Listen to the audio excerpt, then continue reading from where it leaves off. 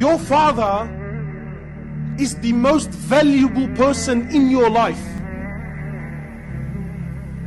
Irrespective of who he is, with all of his flaws and all of his mistakes, he is your father.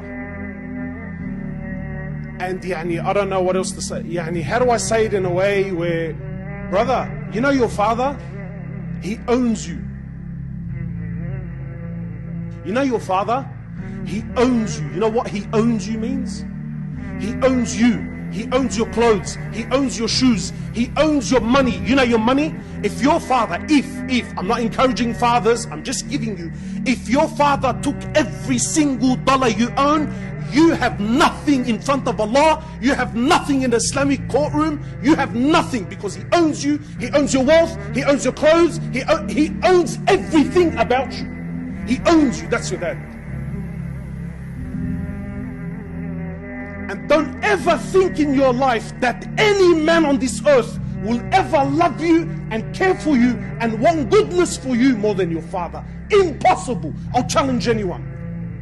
Wallah, the kaf, if your father slapped you with all his heart, the kaf from your father is more beloved, should be more beloved and dearer to you than 1,000 hugs from the boys on the street, from 1,000 hugs from your wife, from 1,000 hugs from your children, because that kaf that comes from your dad, you know exactly where it came from. Whereas those hugs on the streets, and those hugs that come from your wife, and those hugs that come from the, wallah, you don't know what price you're going to pay behind those hugs and those smiles.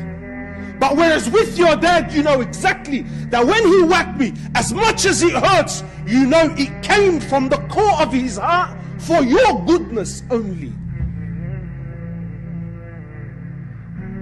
Our fathers are deeply flawed.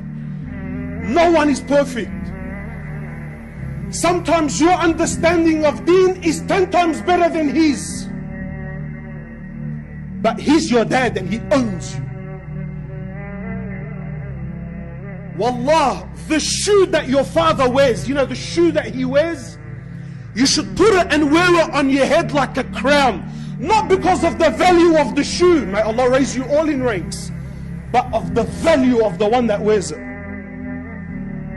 It's your dad.